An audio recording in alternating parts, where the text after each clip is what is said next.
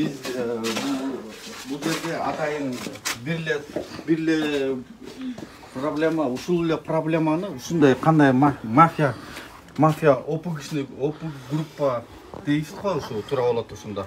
Ушундай менен жабыркаган кишилер ушундай эле темпте жабыркаган кишилерди атайын чогултуп келгенбиз да. Ошол Капитал Плюстанбы? Капитал Плюстун ошондой эме жана чоңуна эч ким эчтеке кыла албайт экен. Неге? Кандай экен бул кишилер ошо өздөрү түшүндүрүп берсин. Бияк өтө аласызбы анда? Эжеке тааныштырып кетсеңиз өзүңүздү. Мен Молда Окматова Арыскүл. Капитал Плюста менде 2010 жылы алгам. Октябрь экен, аярдам. Ошондо үйүмдө проблема болуп, балам Россияга кетип иштеп, дайынсыз жоголуп кетип. Анан баламды издеш үчүн акча керек болуп. Канча алдыңыз эле? 400 миң сом ошол кезде $8 000 болчу. Анан кийин жарым бир саат деле чыгарып беришти. Үстүнө $100 шапка бердим. Ошону менен эме залогко ошол кезде Мерс Лупарик деген машина кымбат болуп турган убакыт болчу. $14 000 алганбыз ошон 1-2 жыл мурда эле. Аны койду, алышты. Анан кийин дагы үйүмдү алып коюшту залогко. Баягы эмесин китепчени. Машинени болсо ошол алган күндөн баштап служебный кылып айдап алышты. Ачкычын да алды, эмнесин да алды, ошол жерге эле метип калдым. Мен өзүм жанагындай проблемада баламдын кайгысы менен жүрүп, оокаттын да кереги жок, эчтекенин кереги жок болуп элеп деп, мен баламды издесем болду, колума кыйын тийт деп ошентип эме кылган баланы. Ошону менен ортодон бир 2 ай өткөндөн $2 000 төлөп бердим, 85 000. Андан кийин да бир 2-3 ай өткөндөн кийин эле тигилер баягы машинени өздөрүнө доверенности да жок, эчтекеси жок эле өздөрүнө оформить этип, өздөрүнүн иштеген сотрудниги жана охранниктин аялына оформить этип алышыптыр.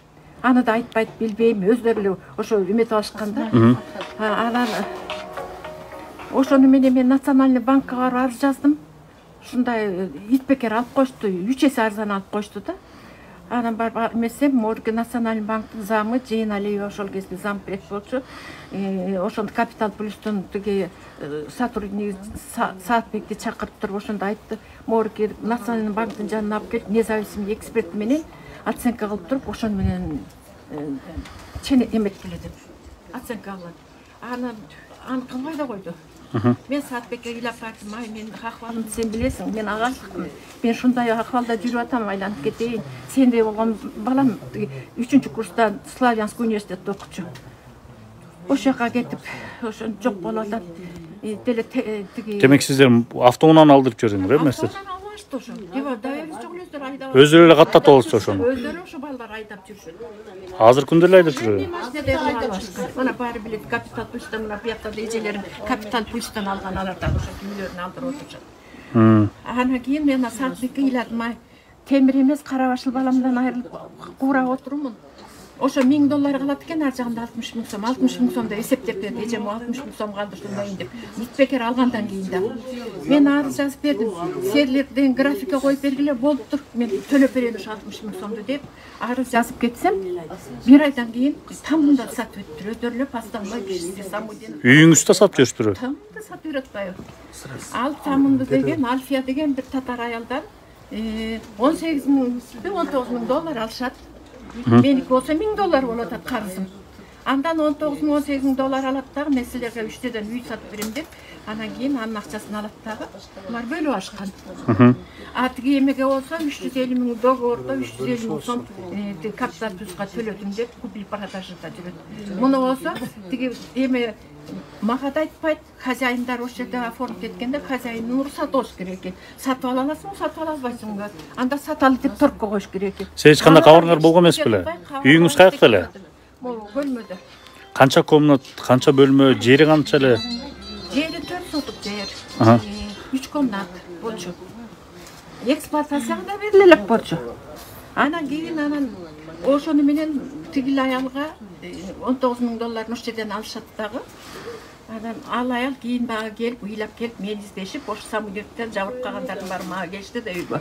Ошентип менден $19 000 алып алып, ушул сенин үйүңдү деген көргөзүп ушуну алып бердик деди деп. Ошону келди, ошондо билдиңиздерби? Ошондо билдим да. Анан Азыр күндө эмне болуп атат? Азыр күндө Азыр күндө мен 12 жылдан бери соттошмушум. ошол орусай алмайбы же капитал плюс мененби? Капитал плюс менен эмес, жанагы самыйден сатып алган эме мени выселенияга берип эле канымды соруп келатат. Верховныйга чейин барат, эмнеге да барат, ана мо Первомайскийге тиги жана пандемия убагында дагы выселенияга берген. Мен сотко барган жокмун. Чындап эле ооруп аткан пандемия менен, коронавирус менен. Анан 3 жолу справка өткөрдүм. Мен катыштырбай эле, мен справкама карабай туруп, Уметова деген сот келин экен, мен деле тааныбайм. Ошол выселение. Биринчи май районунун сотуну Уметова. Ооба. Ошону чыгарып койду. Ошону мен анан городкойго барып, мен деген сотко катышкан жокмун десем, городкойдо ошонун эмесине калтырып койду. Ана Верховныйга жазсам, Верховный болсо, Уметова эмне, мен жанакы восстановление сурап деп койду экен, ошо боюнча апелляционный жалоба деп мынакей коом менен барганбыз. Ана сурапты восстановить этсин деп мына бүгүн катын алдым. Бүгүн алдыңыз, Бүгүн алдым. Ошону менен мына Самуилов деген бул деген далай кишини ыйлатып жана YouTube'га да чыкты го. Тиги 4 баланын убалына ким жооп берет деп YouTube'га чыккан. Ким деген Венера деген келиндин тамын жөн эле рекламадан алып эле тиги өзүн оформить алып аны тиги СИЗОго отургузуп мошенничество эмне болуп кетти. Ошо СИЗОдон бир оозду айтып мына коюшу. ушундай киши да бул дагы аферист. Бул биздин азыр экинчи коргооздагы үй болуп атат да. Лермонтова 85-деги үйдө дагы Чынара деген айым. 90 жашта апасы менен талаада калат. Билебиз аны. Түртүп мындай баалуу буюмдарын, таймдарын ушуну менен чыркыраган. Анын да апасы 93 жашта, мунун сиңдиси көзү көрбөгөн майыптар менен кары картаңдарды алып барып анда эмне бир булдузур менен эле көм салалы. Бул эмне деген трагедия. Чыркырап айтып чыкса, аялдар укмуш сүйлөйсүңөр. Келгиле, аялдар бири-бирибизди колдойлу. Келгиле, энелер бири-бирибизге колдоо көрсөтөлү. Кайдыгер болуп, эки адам боздоп турса, үчүнчүгө сөймөйдү кезетип, шылдыңдаганыңар токтоткулачы. Ошондуктан биздин башыбызга кырсыктар келип атат, урматтуу айымдар. Мен баарыңыздарды ынтымакка чакырар элем. Баарыңыздарды ушундай бактарды коргоого чакырар элем. Эгер эр болсок келип бири-бирибизди коргоп албайлыбы? Мен сөзүмдү улмак истемем. Эзеке өзүңүз тааныштырып кетсең. Мен дагы бир ооз айтып коечу. Кошумчаңыз. Капитал плюс деген жанагы Мамазайыров Бозулан дегендин микрокредити. Бул деген жанат деген гостиницалар бар го, чоң-чоң. Ошол гостиницалардын хозяиндары, мунун бизнеси Дубайда, чет мамлекетте, бул аябай акчалуу неме да, бул сотторду да баарын тең сатып алган эме. Капитал плюс Бозуландыкы ошондо. Бул Бозуланды жеңген эч ким жок. Бул жанаттан жалаң чоңдордун баары абет кылат. Ошо Текебаев, Салянова дегендер убагында мынакей азыр билет. Ошо баарын тең сатып алып, баарын тең эме кылган. Бул Бозуланга эч кимдин сөзү да эмес өтпөйт экен. Күчү жетпейт экен. Ушундай да карапайым эл үйүн тартып алып, ошондо байган эмелер булар. Буларга акча кереги жок, буларга жанакы тамы, жана оокаты керек да. Ошону тартып алып туруп, анан сатып анан буларды ошону менен акча жасап байган эмелер.